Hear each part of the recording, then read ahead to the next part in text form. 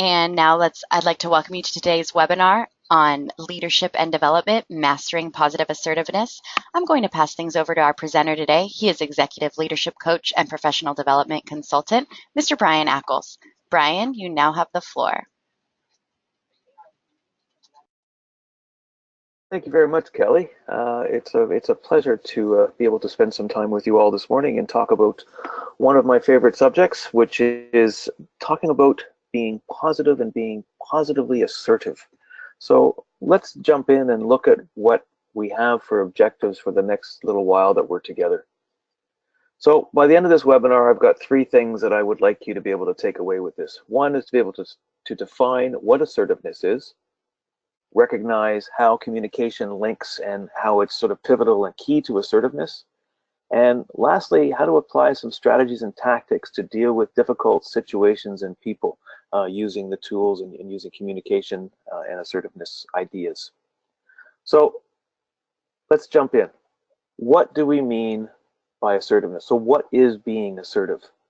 So an assertive person is confident. They're direct when they're dealing with other people. And this is very key. When you're talking to somebody and you're entering into a conversation with somebody, you're to the point. If you're assertive, you're clear, and you're confident about what you're saying. Assertive communications is about promoting fairness and equality in your interactions. So it's based on having a positive sense of self-respect and also a sense of respect for other people. Again, it's about communication and it's about respect. Being assertive is about having direct communication of your needs, your wants, and your opinions, and being clear about it, but not in a way that is punishing or threatening, or not in a way that puts other people down. Okay? And again, it's being confident, direct, and fair, and respectful. So assertive behavior, it's your ability to stand up for your legitimate rights. And your legitimate rights don't violate the rights of others. And it's not about being fearful. Right? Assertive behavior is also situationally specific. So different kinds of behavior can be used in different situations. So if you're in a work situation, if you're in a meeting and you're presenting, your behavior will be different potentially than if you're in a one-on-one situation dealing with a disruptive staff member. It may be different. Assertive behavior will certainly be different if you're dealing with a child or dealing with a friend in a social situation. All of these are very situationally specific ways of being assertive. So when we talk about assertiveness, really it's about how you communicate, and really this is how people see you as assertive or not. So let's talk about the four basic styles of communication: passive, aggressive, the combination of passive-aggressive, and assertive communication style. Now we'll talk about these four in a bit more detail coming forward. Everybody has a unique communication style, and that's based on a number of factors. It's one, what we're born with, how our brain is actually wired. It's based on our background, our education, our family structure, our cultural influences, the societies that we live in. That all affects how we communicate, and it all builds our communication style, if you will. The thing about communication is, because a large portion of this is a learned behavior, and I'll stress that it's a learned behavior, we can change and we can become better at communicating as we gain a greater understanding of what our own communication style is, and also gain an understanding of how to recognize the communication style of somebody else. So once you begin to recognize the style of somebody else, you can also recognize how your style may be contributing to a successful conversation, or maybe it's contributing to an unsuccessful conversation, and you can adapt your style as needs be. So you can accommodate others more effectively and modify your style depending on the situation that you're in. And this goes back to assertiveness being situationally dependent. And again, it all links back to communication. So let's walk through these. So let's talk about the passive person and passive communication styles. So we all have met or deal with passive people in our lives. People who avoid expressing their opinions, people who avoid expressing their feelings. They avoid protecting their own rights. They avoid, uh, they don't worry about their own needs, or they avoid even trying to meet their own needs. Passive people are very insecure. They have very poor eye contact with people. When you're talking with a passive person, they'll be tending to look away. They really won't want to make eye contact with you. Their body posture will not be very clear. It'll be kind of slumped, and you get a lot of apologizing, whether directly or indirectly. You'll see words like sorry, or no, I didn't mean to interrupt you, or no, sorry about that. Yeah, no, I'll just listen if you don't mind. And you'll get a lot of and yeah, sorry. Yeah, so you'll get a lot of that type of communication, and just you feel that they don't really want to stand up and be counted, if you will. So now let's go to the exact opposite of that. And we go to the aggressive person. Now, an aggressive person really doesn't care about anything else but themselves, right? They'll communicate in a way to violate the rights of others. Doesn't matter. It's all about them. They have the right to speak their mind. It doesn't matter what they say. It doesn't matter who it affects. It doesn't matter what the outcome of what they say. Aggressive communicators are typically or often verbally or physically abusive, or both. You'll have people who are jabbing their finger at you. They're pushing, they're right in your face, or they're actually physically touching it while they're talking, and it's loud. It can be very intolerant types of communication. They have low tolerance for frustration. They use humiliation. They'll put people down. They'll interrupt people frequently. These are the type of people it's almost impossible to have a conversation with, because, as I'm sure you've all heard the expression, they love the sound of their own voice. So they're constantly trying to keep the conversation to them, focused on them. So they'll keep interrupting you. They will criticize people. They will blame other people for whatever's going wrong. They will attack other people. And they're very direct in their eye contact. They will be staring at you intently while they're talking to you. And aggressive people are really not very good listeners. And we'll talk more about listening as we move through this webinar. So we've all dealt with aggressive people. We see examples of aggressive people in the media pretty much every day. So they're relatively easy to recognize. Hopefully, you don't have many or any of these people in the workplace, because they tend to move through the workplace relatively quickly, depending on their ability to hide or not. So now let's put this together and talk about the passive-aggressive person. Now, passive-aggressive is these are the people that can be hard to suss out. They use a style which may appear to be passive on the surface, but they're really hiding anger, and there's something going on inside them that really is angry and frustrating, and they're hiding it behind a facade of passivity, if you will. Now, passive-aggressive people you'll often see them sort of quietly talking or muttering to themselves. They have a tendency to try and sabotage and sort of use guerrilla communication tactics. They won't get in your face in terms of trying to communicate if they're having a problem. They will find different ways to get their point across rather than directly communicating with you. And this is typical of a passive-aggressive style of communication. And then we get to the assertive style of communication.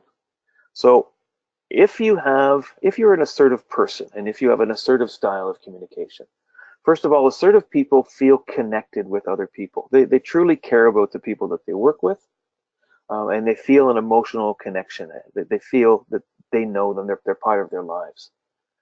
Assertive people make statements of needs and feelings clearly. And we'll go back to that first definition of assertiveness. It's about clear and direct communication. But those statements are made appropriately and they're made respectfully. And that's very important. So an aggressive person is telling you exactly what they want, and they're telling you exactly when they want it, and they don't care if you want to give it to them or not. Now, an assertive person is talking about what they need, why they're feeling the way they're feeling. They're asking your opinion. They're making sure that they're respecting your boundaries and they're respecting the way that you communicate. Assertive people generally feel that they're in control of themselves. They can manage their emotions. They can manage their tones of voice. And assertive people are good listeners, and they maintain good eye contact. So assertive people really have a high degree of emotional intelligence as well. They understand the triggers. They understand what makes them feel the way that they feel, and they can manage their emotion. They can manage this as they're talking to people. And assertive communication and assertive people create a respectful environment. They do not allow other people to abuse them, and they don't allow other people to manipulate them in a conversation. So they will stop people saying, I'm sorry, I don't feel that you're being very respectful. I feel that you're actually abusing what you're saying. You're abusing me with what you're saying. They're very clear on that. But it's raised in a way which is respectful. I'm not talking about being polite and being wishy-washy, but it's about respect. Okay, so now we've got these four styles. We've got the passive aggressive, and assertive communication styles. And all of these have a component of listening to them. So let's talk a little bit about listening and hearing, because we all know that there is a difference. We hear sounds all the time, right? We hear background noise, we hear sounds in the office, we hear things. But listening is a conscious choice. Now, I know we've all been told this over and over again, is listening is something that you choose to do. And it is, again, a conscious choice. So active listening is always a choice about how you're listening to what somebody says. Now, the thing about truly listening to people is that to listen to someone requires concentration. So you have to have the ability to focus on what somebody is saying, how they're saying it, the intonation, the tone. If you're face to face, you're looking at the body language as well, and we'll talk more about that. Right? You're concentrating on the sentences, you're concentrating on the words, the stories that people are telling you, and you're concentrating on what that person is saying. You're not just hearing the words, you're listening to the undertones, you're listening to the context of what they're saying and how they're saying it. Now, one of the things about active listening is that means you're not planning your response while the other person is speaking. And this is really, really important, because we all do this. And it's part of, I think, how we're generally wired. Somebody starts to speak, and we're concentrating and we're listening to them. And as they're speaking, some part of our brain starts to say, well, we should probably figure out what we're going to say after they finish speaking. Now, that distracts you from being an active listener. So one of the key things you can do is, when somebody stops talking and you've been listening to them, take a moment, and it can be a very brief moment, just to assimilate what they've said and then respond back.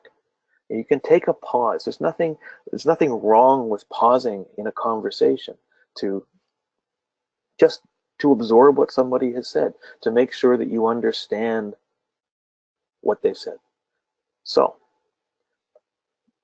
thinking about listening and thinking about communications. So, as you're going through this active listening exercise, you're also looking at communications and understanding the dimensions of which the communication is taking place. So why is this person talking to me now? Why is this person communicating with me now? And dimension of communication can be, applied to both spoken communication and to written communication. So the length of the message, how long is this person talking to me, or how long is the email that they're sending to me? I have had the fortune or misfortune, I suppose, to work closely with people who would write 3- and 4-page emails, very detailed, lots and lots and lots of information in them, with the key point typically buried somewhere in the middle of the email that you might or might not necessarily see. So that can tell you something about how they're communicating. The words that are chosen when people are communicating with you, is it a very formal communication? Um, Mr. Ackles, I've brought you into my office today to talk to you about a very serious matter. That might give you an indication that it's going to be a pretty formal discussion. Is it full of slang? Is it very casual? Is it more sort of roll with the punches types of communication? What about the pace, the volume? How are people talking to you? How loud are they getting? Are they speaking really, really quickly?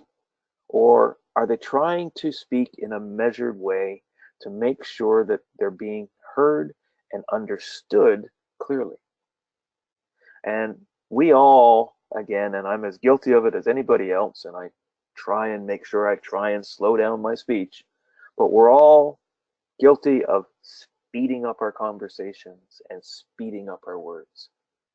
We need to take a moment just to slow down and make sure that we're being understood, particularly as we're in a more and more and more multicultural environment where we're dealing with a lot of people whose first language may or may not be English. So speaking clearly, speaking at a reasonable pace, gives people a better chance to understand what you're actually saying. Think about the pauses and hesitations in communication. How do they enhance a message? So if you're stopping for a second, if you're pausing, if you're hesitating during the message, and a pause and a hesitation is different. A pause is very purposeful. A hesitation can be, I'm not quite sure what I'm going to say next. Now, what about the nonverbal cues? And this is the body language. So we talked about passive people who don't make eye contact. They have more of a slouched body posture. Aggressive people who are very much in your face. What about their facial expressions? Are they angry? What do they tell me about the message? So all of these things are dimensions of communication that, although it seems like a lot, we process this, all of this information, we process this in a split second. The length of communication, we don't process in a split second. That tends to go on and on and on. But you processing why they're talking to you, how they're talking to you, the volume, the pace, the pauses, hesitation, cues. All of this, you're evaluating this as you're actively listening to somebody. So when people are asked, when you're actively listening and you're thinking about just concentrating on what people are saying, and you get to the end, that person stops speaking. Now, there's certain things you can do as an active listener to make sure that you've understood exactly what was being said, and that's using different types of questions. So, open questions. So, can you tell me what you think about whatever? And that's a very open question. Clarifying questions. So, if I heard you correctly, what I think you mean is, and you're asking them to clarify, you're repeating back what they've said to clarify, to make sure that you've got it right. Or close questions. So, your position is that we should do this. That's a very closed question. It requires a yes or a no. So you can use these types of questioning techniques to get more information. And that also helps you form a response to what people are saying, and it enters into a dialogue with people, and it shows people that you have been actively listening and paying attention to what they've been saying. Now, if people have come to you and said, I really need to talk to you about something, and then you turn around and you prove to them that you're paying attention by actively listening, you're showing a great deal of respect to that person, because they've come to you to ask to communicate, to talk to you about something, and you've agreed. And not only have you agreed, but you've proved to them that you are interested in what they're saying, and you are taking the time to truly listen to what they're saying. So as we go through all of this, you also have to understand how your thoughts impact on how you communicate and how you listen to people. So how positive are you? What type of thinker are you? What are your typical thought patterns? Like, are you a very logical person? Do you like to hear things laid out very clearly and very concisely? Does it bother you when it doesn't? Does your mind wander? Do you have a lot of negative thoughts? So let's talk a little bit more about negative versus positive thinking. So thinking about negative things all the time is easy. It's easy to fall into the, yeah, that didn't work. Well, yeah, go figure, kind of expected that wouldn't work. Or, yeah, well, then it didn't work again, so what? Oh, wow, that person cut me off, figures. Whatever. Negative thinking is easy because you don't really have to think about it. It's just something, yeah, just blurt it out. But positive thinking, and this is, the research in neuroscience proves this, it takes more effort to think positive thoughts. Now, especially if you're not used to thinking positive thoughts. If we're typically a doom and gloom person, then doom and gloom is easy because it's sort of the pattern we get into, and it's the pattern we're comfortable with. But positive thinking means that you're thinking in a way that is looking for the best in life, looking for the best in what people have to offer. So you create a positive self-talk if you're new to positive thinking.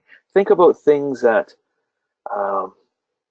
make you happy. Think about things about yourself which are great. So there's some examples here. I'm a mother, a father, a brother, a sister, an uncle, an aunt, and I feel fulfilled in this role. I'm an uncle to 3 nephews and 1 niece. I don't get to see them very often, but when I do see them, I'm happy being an uncle. I don't have any children, and my wife and I don't have kids, but I live for my nieces and nephews, and they're all young adults now, and it's great fun because they're wonderful human beings. When I do something I love, it really, really energizes me. My wife and I spend a lot of time sailing. We actually live on a sailboat, and our passion is getting out on the water. We were out this past weekend, and we had an absolutely beautiful weekend. We spent 2 days away, and it felt almost like a week. When we came back, we were truly energized. I have a great career. It's very challenging and it's very fulfilling. I have a full-time role, a full-time director's role in a public safety organization, and I have my consulting work on the side, such as doing work like this. And I find it all very fulfilling.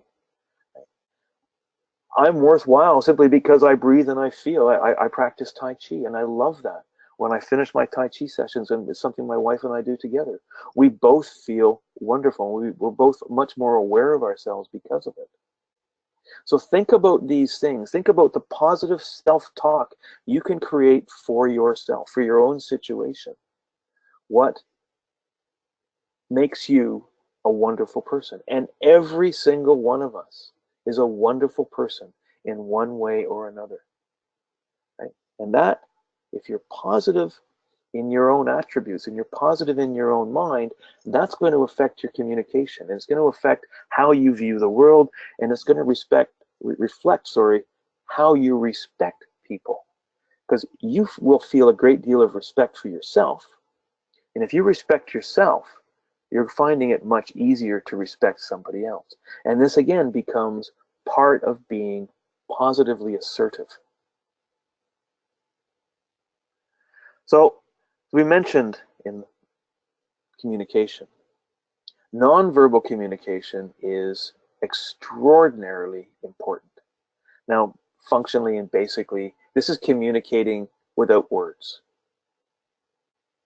It's your body language. And we've all heard the term body language. There's songs about body language, and some of them may be going through your mind right now. Nonverbal communication lets people know what's truly on your mind more than what your voice or your words do. And that's a really important point, because your words have to agree with your body language. So studies have shown that as much as 93% of communication effectiveness is from non-verbal cues. So the impact of performance was 7% of the words used impacted people's performance. 38% of the voice quality impacted performance. And 55% of the non-verbal communication impacted the performance or impacted the results of the communication. So if you think about this, if your communication is in conflict, if your words are in conflict with your body, right, people won't believe you. It's incongruous. Right? If your words are saying positive things and your body is going doom and gloom, right? If you've got a slump body posture and you're just like, oh my goodness, what's going to happen? But your words are really bright and cheerful, or your body, your voice quality is bright and cheerful, but 55% of your communication is not. That will lead to a breakdown in trust and a breakdown of how much people are going to actually believe what you say. And this is really, really important. And this is something you can actually practice. You can practice speaking in front of a mirror. And it sounds odd, people say, oh, you'll talk in a mirror. If you have to give a speech, if you have to give a talk, practice in front of a mirror. As weird as it sounds, and if for any of you that have done it, you know that this works. Once you get over laughing at yourself, and we will all laugh at ourselves when we start talking to ourselves in a mirror, you start to recognize your facial expressions and how you use your facial expressions while you're talking to somebody, and how you use body movements, and how you use your hand gestures, etc.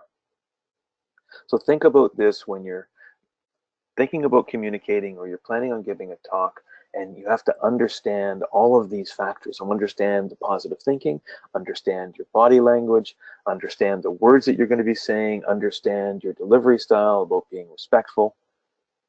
And it's all about creating this full-on communication package, if you will. So some key components of body language. Eye contact. Now, you don't want to have the piercing stare. The piercing stare can be somewhat unnerving to people, and can be seen somewhat as you might come off something like a sociopath, which is probably not the look you're going for. So you're making direct eye contact with people, but you're not staring at them. You're also not just constantly looking away, but you're making sure people understand that you see them. Your posture. If you're sitting, sit comfortably. Don't slouch. You don't want to sit too rigidly. You don't want to be sitting there, with your shoulders back, chest out, just really, really tense. You want to be comfortable, and you want to. That should portray to somebody else that you are comfortable as well. If you're standing, again, stand comfortably. Whatever comfort is for you, and not everybody stands the same way. But again, avoid slouch. You're thinking about good posture. So thinking about standing up straight, standing with your head square, being able to make good eye contact with people. And think about the movement that you're doing with your body. Now, you can't see me. I'm sitting comfortably actually on my boat for this webinar. I use a lot of hand movements when I talk, and I'm quite conscious of that. And I'm using a lot of hand movements as I'm talking to you now. the movements that I make, I feel enhance the communication that I'm giving. Now, that's when I'm face to face with you. The problem is I can't really shut it off if I'm not face to face with you, which is why I'm still using my hands a lot while I talk to you on a webinar. But you also need to be very conscious of this, conscious of your facial expressions, conscious of the gestures that you're using need to reinforce the messages, the verbal messages that you're giving. And you don't want to do this too much. You don't want to be flapping your arms around like you're a crazy person. You don't want to be, jerking your head around and looking at everybody and not understanding, not making eye contact with one person. You're using appropriate expressions. You're using appropriate body movements.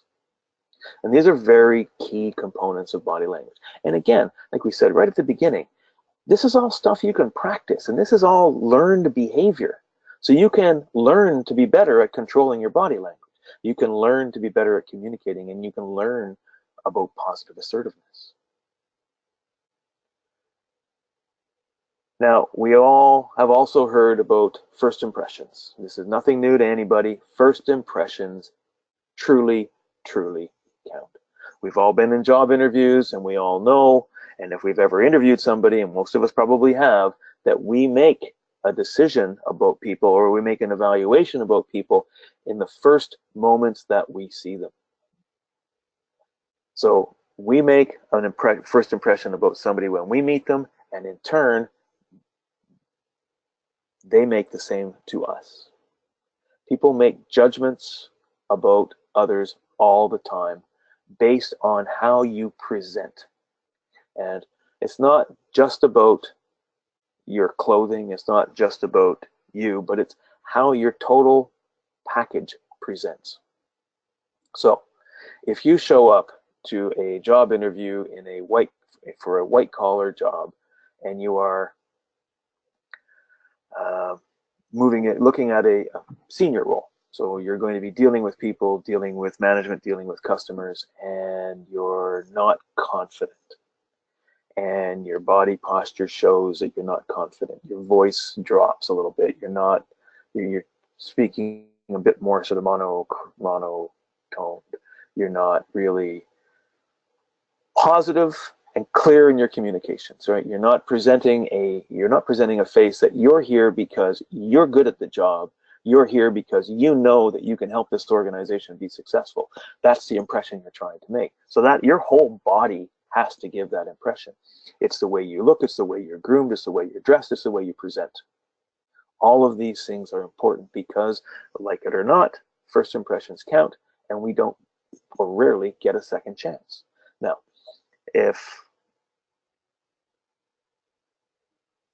how can I put this? If you're on the end of making receiving a first impression of somebody, so someone's coming in to talk to you, and your first impression is maybe not as positive as it could be, you can also be aware of this yourself and take the time to listen to what somebody is saying and give them the chance so that you give them a second chance to make a better impression. Because oftentimes what skews first impressions is basic nervousness. If you're nervous about something, you're going in because you really, really want the job, because you really, really want to make a good impression on a sales call, right? All of this can make you a bit nervous, and that can skew how you would normally be presenting. So you think about this, and if you're on the receiving end of this, particularly in a hiring situation, more so than anything else, gives people the second chance. Think about that. So tactics and first impressions. Body language. Body language makes up 55% of your communication. So your body language must match what you're saying, and it should be positive, clear, concise. Like it or not, dress and grooming is important. It's not about how much money you spend. You don't need to go out and buy Brooks Brothers clothes or whatever, but it's about wearing clean, unwrinkled, event-appropriate clothing. And that's very key. Event-appropriate clothing. And you need to be groomed neatly. Right? There's no prescribed way that you need to look. Right? You can have short hair, you can have long hair, you can have a beard, you cannot have a beard, you can wear makeup, you cannot wear makeup. And that's across gender, by the way. It doesn't matter, but it's about being neat and event appropriate. Don't show up for an interview in a warehouse wearing a suit.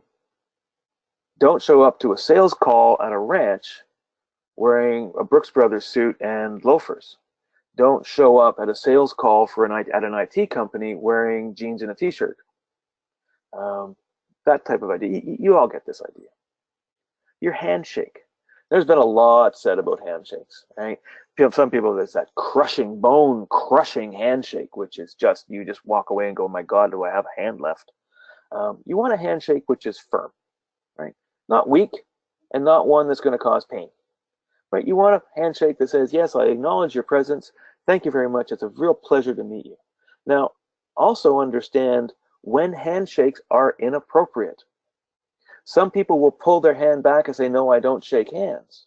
And in today's day and age, perfectly understandable. People are, it's just the way it is. One of the reasons for this, and I get this in my office all the time, is that people aren't feeling well. There's a lot of sickness going around, a lot of colds, flu season, etc. So they'll say, no, fist bump, right? They'll do a fist bump. Now, whether that's appropriate in a formal sales call, maybe not, but understand that handshakes can be optional. So, but if you do shake somebody's hand, a firm grip. Nothing hard, nothing soft. Right? Something that says, yes, I acknowledge that you're there. And again, back to this idea of a mirror and body movement. You can also get a friend to help you.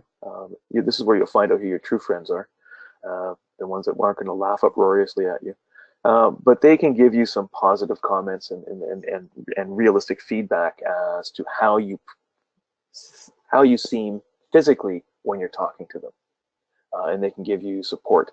Videotaping your own self is another way of doing this, so you're not doing it in front of a mirror. So set up a video camera. We've all got smartphones. Stick it on a stick. Take a video of yourself giving a short presentation. Sit in front of your laptop and do it, and then watch it and look for the cues. Look for things that you would like to change.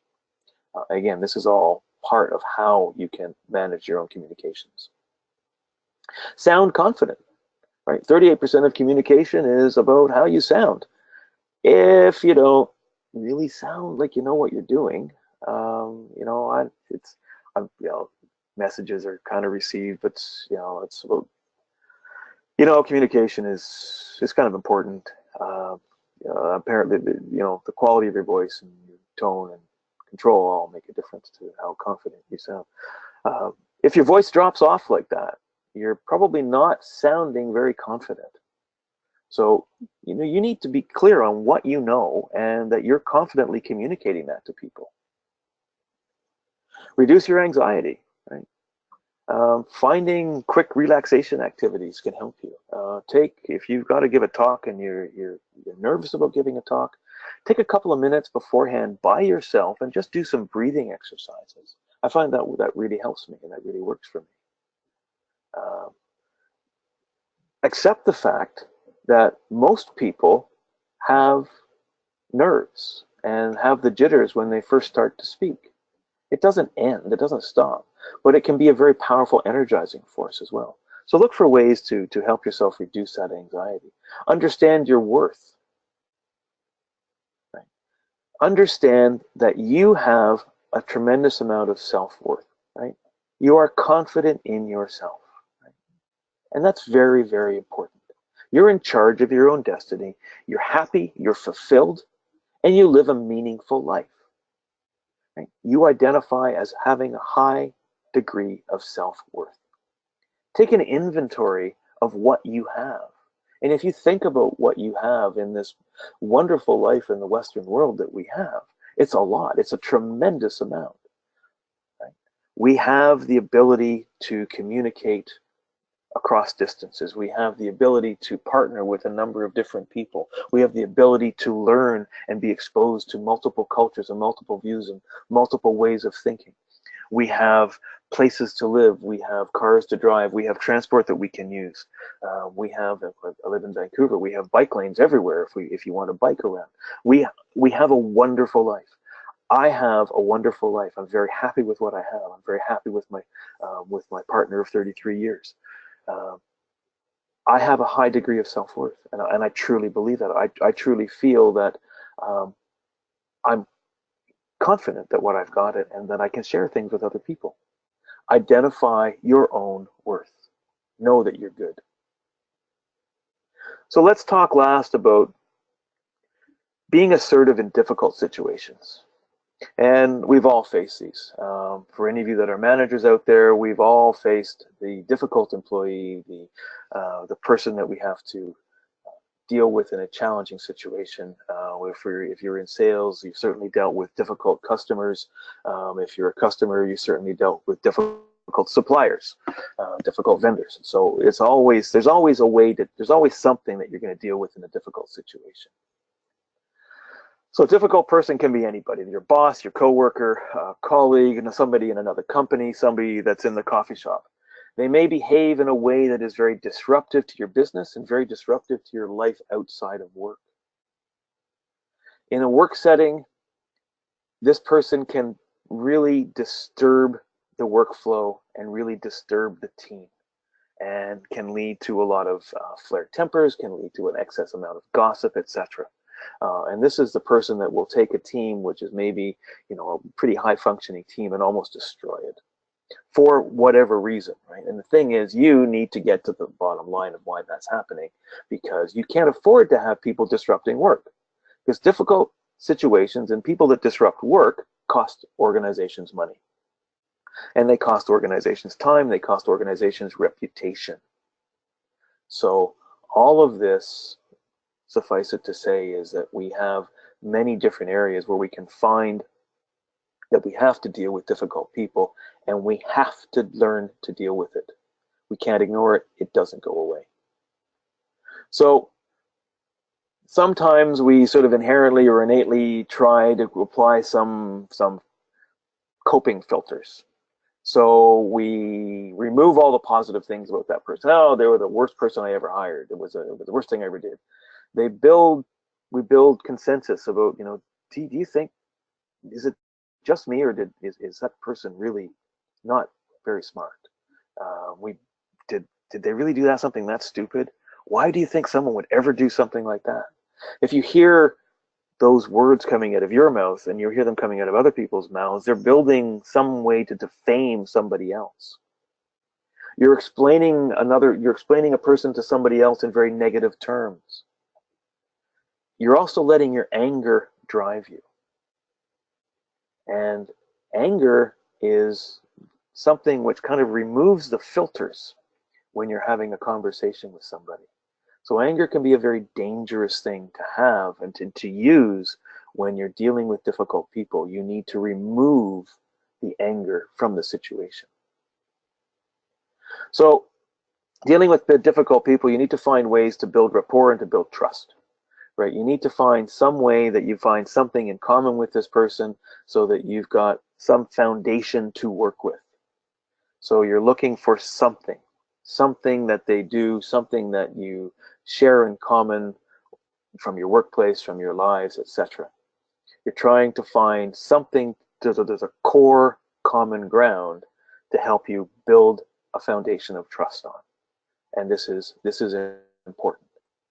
So once you find that, and once you find that you've got something in common there, you've got some core, and you've got some core trust there, you start looking for ways of gathering the facts. And again, you're now trying to find out what's going on. So you're actively listening, and all the tools, and we talked about active listening. When somebody's talking, ask their permission to take some notes. And asking their permission is really important, because a couple of things. So you, as an assertive person, you're respectful and you're communicating respectfully. So you're being very direct in your communications, and you're directly asking somebody, I want your permission to take notes. Now, it may mean that what you're really saying is, it may mean that I might not be looking at you all the time because I'm taking notes, but I am actively listening, and this is important enough that I want to write it down. It may be that you have to enter into a written communication with this person because it just doesn't work face to face.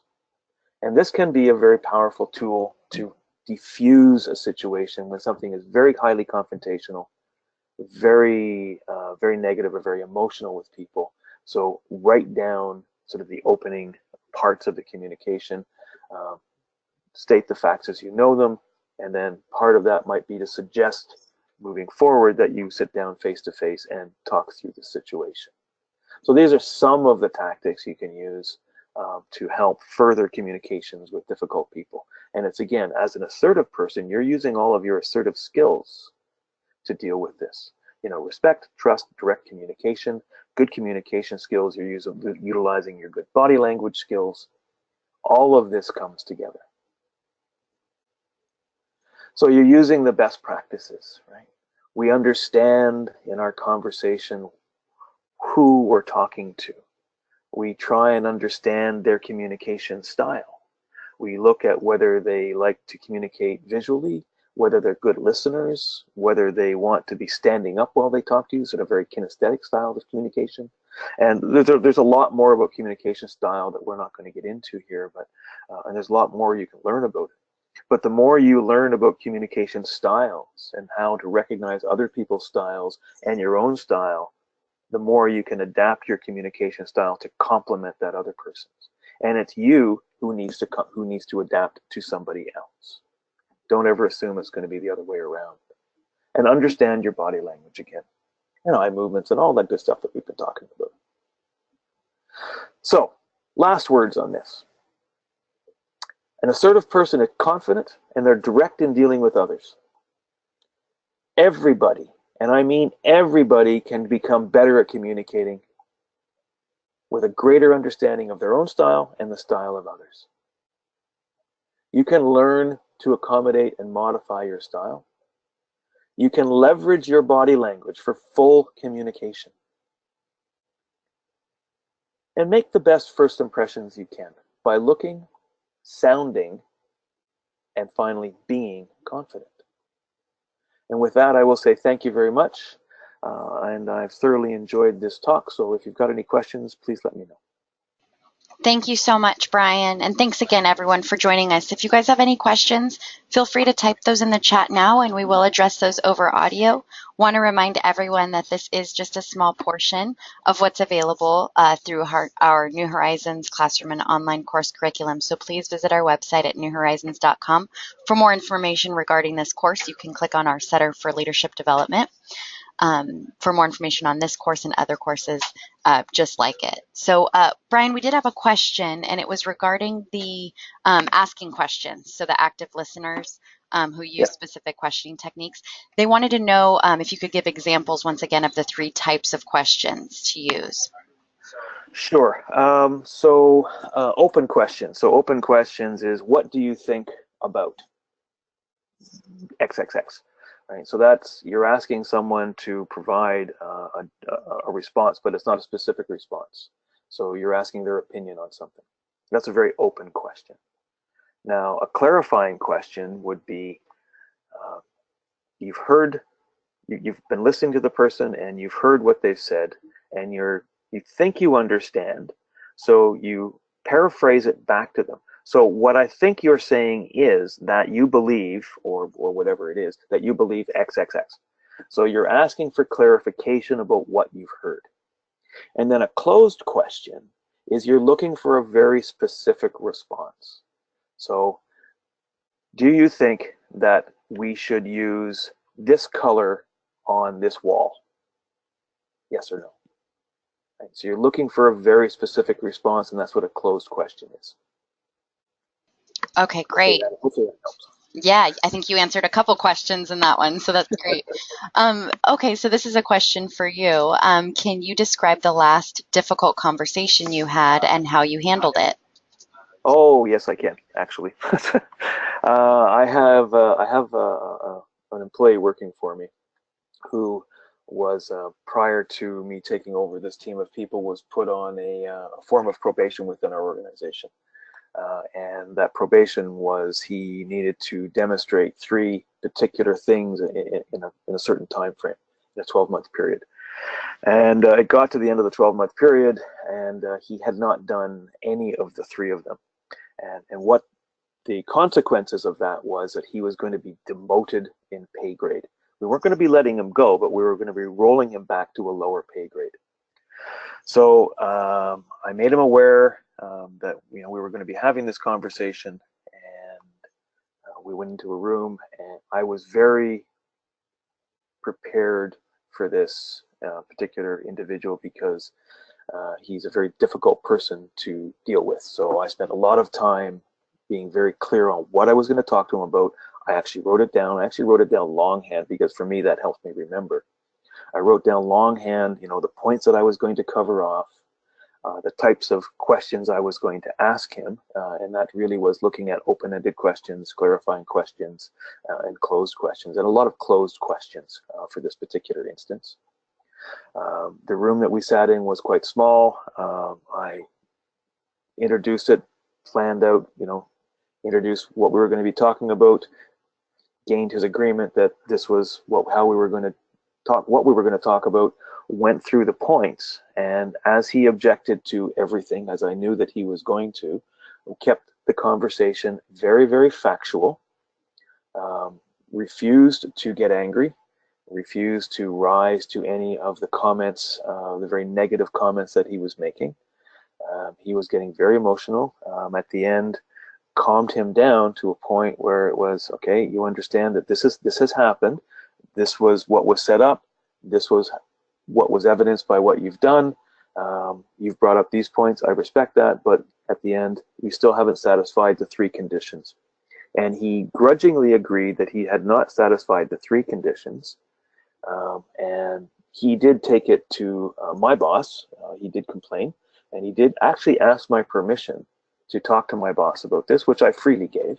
Said, please feel free to talk to my boss about this. That's fine. But it was a very planned, very controlled conversation. And it really had to be because this individual was very emotional, and he can be very difficult to deal with. All right. Thanks for sharing that, Brian. The next question we have is, hold on, sorry, I just lost it. We have a few coming through right now. Would you agree that the communication style depends on the importance of the relationship? Communication style depends on the importance of the relationship. I would say that your communication style adapts to the importance of the relationship. Absolutely. If you have a very strong relationship and a very good relationship with somebody, your communication style may be more relaxed than formal. If you are dealing in a situation which is you're dealing with somebody who has some control or some authority, and you're unsure of how your message is being received, your communication style is going to be a bit more formal, perhaps. So, yeah, I would say that it would be more situationally dependent than not. Yeah. Okay, and then how would you address a manager who is in the center of negativity within a department and causing high turnover, but upper management does not want to address it? So I presume that question would be coming from somebody who works for this manager, and that can be quite difficult to deal with. So you're dealing with somebody who is your boss, or dealing with a boss or somebody that's in a management position above you. Now, depending on your relationship, you can have a discussion with this person about the negative talk. Depending on your relationship with other managers, perhaps you may approach it sideways and talk to this manager's peers and colleagues. And if you know somebody well enough to have a frank and a respectful conversation, and again, being open, direct, and respectful in that conversation with whoever it is you're going to get to. Sometimes it can be easier to go to one of this person's colleagues and raise it, and they might be able to raise it with them, depending on the nature of the relationship. It is a difficult situation, though, and all you can do is counter that person's negativity with your own positive messaging. And if you can get that positive messaging through to more senior management, in one way, shape, or form, they can maybe work with this person to change their negative messaging to more positive as well. Lots of nuances in that answer, and I'm sorry I can't be more precise without knowing the situation in a bit more detail.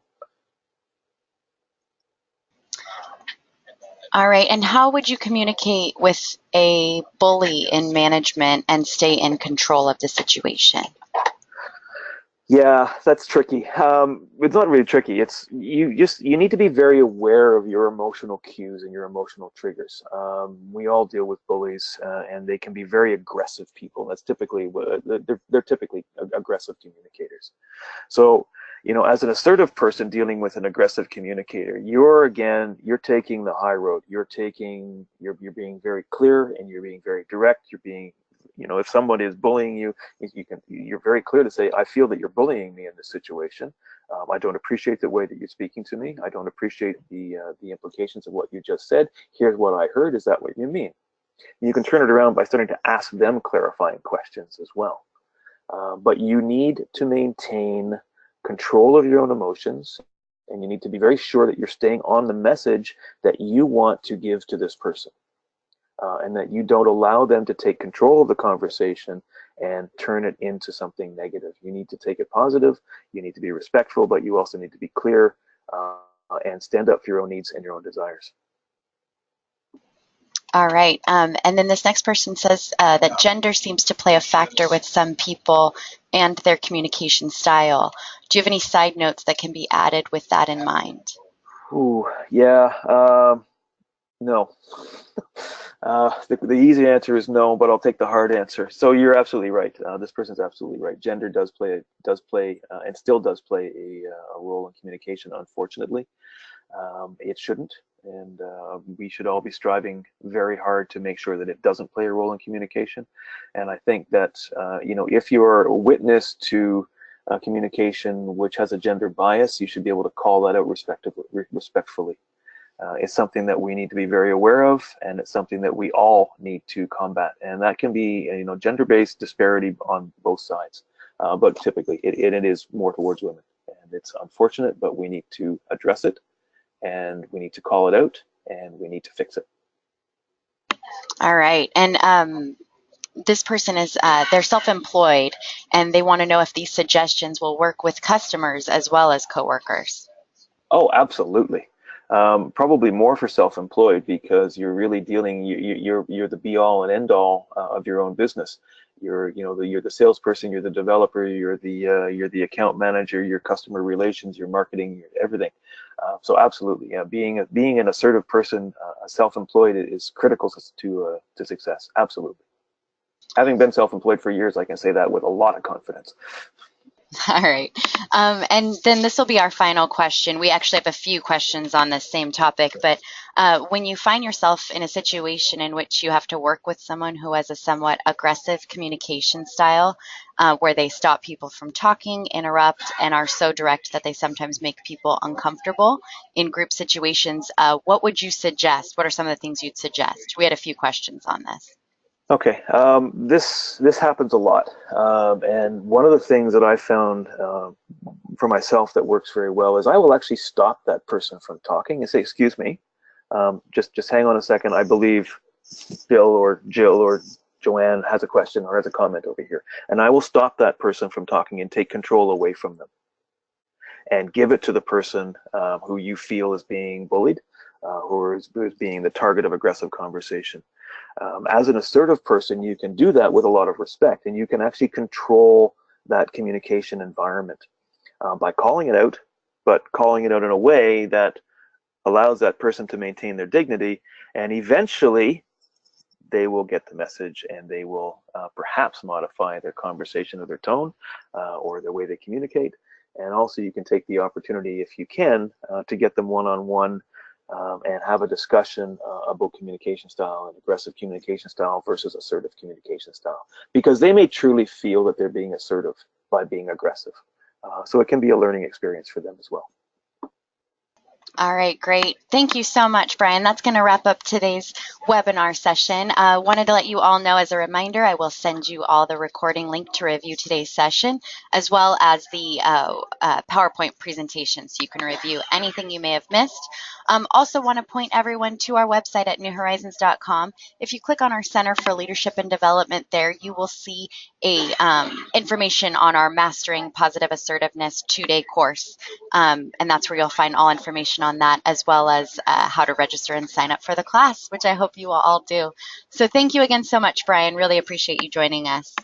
My absolute pleasure. All right, and thanks everyone. That will conclude today's session. You may now log off.